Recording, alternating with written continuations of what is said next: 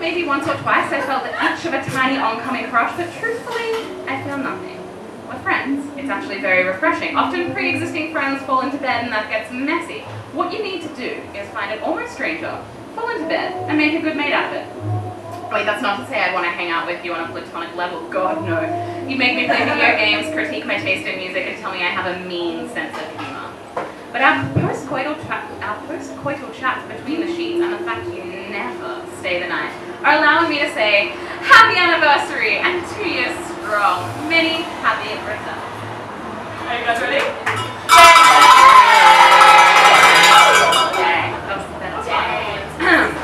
Yes, footnote.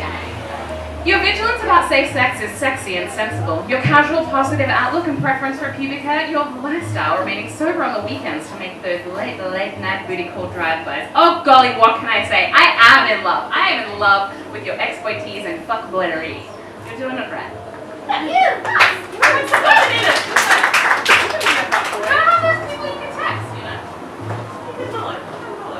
Okay, let's have a good one, not one that's filled with tears. Oh, this is good. Okay. He is a god. Zeus incarnate, Hercules, Brad Pitt, Justin Bieber, they just don't even come close. Lydia, my 26-year-old British co-worker, agrees. My married with 2 kids boss agrees. In fact, one time I was out shopping with my mum and I spotted him from afar and pointed him out and she agrees. My gay male co-workers and even my straight male boss know who I'm talking about when I say, small cappuccino with 1. Although I doubt there's anything small about that tug doll. Tall, dark, tan, mysterious man in a navy blue suit and brown leather boots with a long, chocolate curls pulled back into the tightest, best man bun I've ever seen lies on. Always donning that 5 o'clock shadow that gives him the I didn't sleep in my own bed last night look. Which leads me to the fuckboy essence. Although I'm going on hearsay and suspicion, I know it in my heart to be true. His cheeky smile and nonchalant acknowledgement of everyone's undying attraction, he sends off my fuckboy alarms like no other. It's just the way he flirts with everyone between the hours of 8 and 9:30 on Thursdays and sometimes in the afternoons when he frequents the coffee cart where I work, you know, the I'm in the arts hospo job. And then there was that time he showed up with his girlfriend. Oh, of course, you guessed it, audience. The tiny blonde bombshell that's like 80% leg with thighs that have never brushed against each other, and the tiny little angelic face hosting cheekbones that could cut diamonds, and lips that look as if they're fresh of Angelina Jolie herself. Not that I'm one to girl hate or think I have any chance to compete with that. No. It was just made clear to me that in that coffee visit, that this thick-thighed, thin-lipped brunette wasn't going to be a goddess with this flirty fuckboy god anytime soon. But still, he flirts and taunts his existence and winks at me when he picks up his small cappuccino with 1. Thus, fuckboy essence.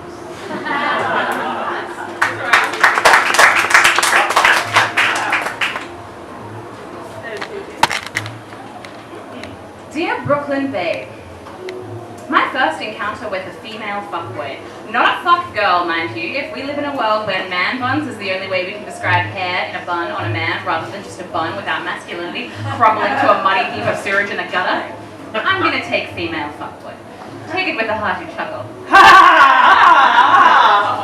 Anywho, at a nightclub in Williamsburg, we bumped into each other as I waited at the bar. You complimented my dress. I said thank you. We talked about where I got it, and rather naively, I just thought this was female camaraderie that happens when girls congregate in clubs. We boogied, we chatted, and again, rather naively.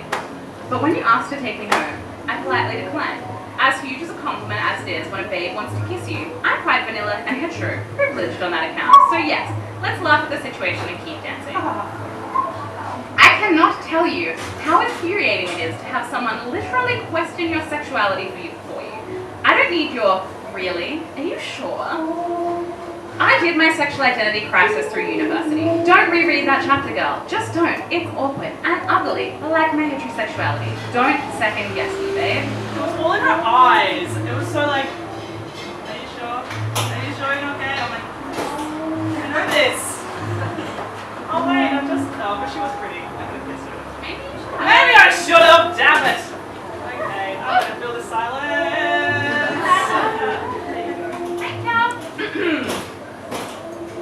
A Facebook thumb is possibly the most passive-aggressive thing you could ever send to someone.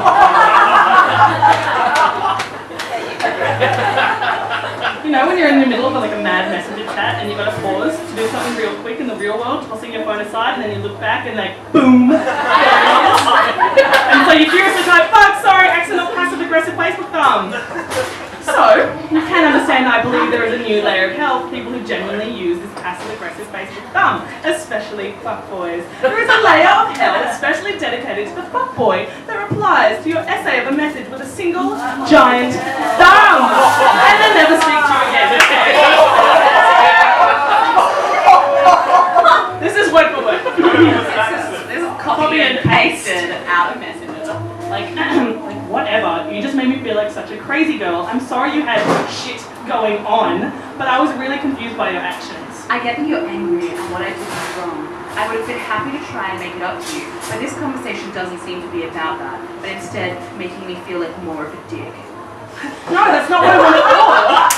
I just wanted to know why you're blanking me, and after the first message I sent trying to figure that out, the very elusive message you replied with seemed very intended to keep me in the dark. I'm not the kind of girl that goes around tirelessly offering up their time to someone who seems completely disinterested. And I don't know, it just kind of seemed like maybe you're completely disinterested in me, and that's fine, but I kind of think it's important to overtly say that to people, especially when you've implied otherwise. To which he responded with nothing but...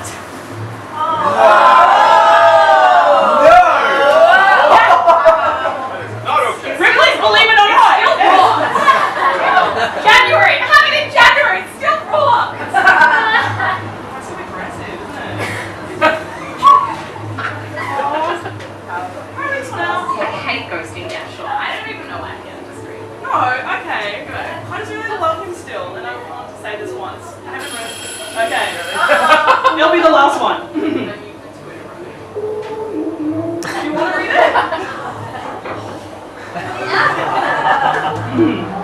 Dear Wild West, you're not a fuckboy. Well, you are, like the Urban Dictionary definition, but I think when I'm 80, you won't be a fuckboy to me. You'll just be where I left my heart in San Francisco. You'll be the most perfect dude who ever took me on a one-night time ghost tour of inner city SF. Yes, you heard me, ladies and gentlemen, I fell in love with a tour guide. Say it again for emphasis, tour guide. It was my first time falling in love, planning a wedding and imagining our old age together all in under 2 hours. But my mind, heart and lady bits couldn't help but melt when you prided yourself in knowing how much change this local starlet in the 20s had in her purse when she threw herself off a building to her death. Someone grabbed me a clean pair of panties. But why? Why did you have to be so perfect?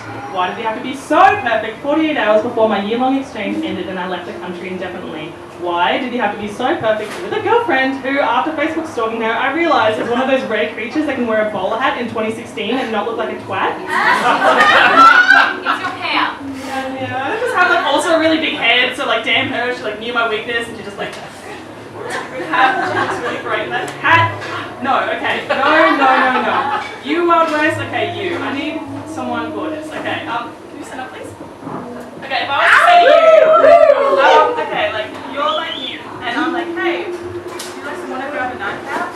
Would you think I wanted to sleep with you? So I'm like, I want to grab a nightcap. That's sex, right? Yeah, right answer. Good. Because that's what he said to me. Fuckboy fucking alert. After your tour, I held on to the word jazz club and then nightcap. And then to the dive bar and then nightcap. Me counting down the seconds to nightcap.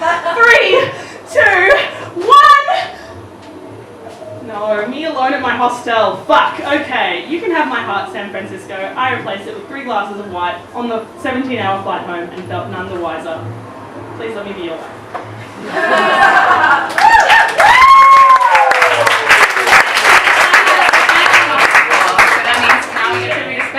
Special letter in a red envelope. It has music to go with it. If we get a vibe, it's a shame. It's a great song. I heard it on Triple M.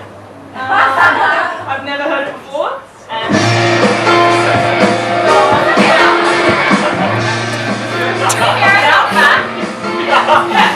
okay, good. Dear tick off my list. You bloody attractive and talented ginge. I mean, just wow. Yes, you told me that size doesn't matter, it's what you do with it that counts, and boy, did you count. You counted in many ways. Well, I mean, you're the first guy that made me realise that sleeping with a fuckboy ain't too shit if you're on the same page. It was polite conversation in between all the fucking, which I think was what we both wanted. I think you may have had a spare week in between your girls, and I wanted to sleep with someone I've idolized since year 9. So, check off my list. We both had to meet each other's parents, accidentally and awkwardly, which retrospectively I find very funny. It was like me being like, oh, hey, Mr. No, thanks for having me, I'm going. And like me being like, oh, no, he's just leaving, no, Mom. But I feel great about it, because it was the first time I realised I could separate sex and emotions. That sounds like something not to be proud of, but look at me. I'm a theatre graduate, Cancer star sign, Argentinian drama fucking queen, and I just assumed that this sex always has to mean something stuff was always like wired into me. And I got to be this badass who got to tell this boy, like imagine sunglasses and a cigarette, and that got to be like, you gotta go, my mum's here. That was like fucking awesome. But like fuckboy's gonna fuckboy and fuckboy everything up. So, do you want to act this out? Yeah, okay. I'll be mean.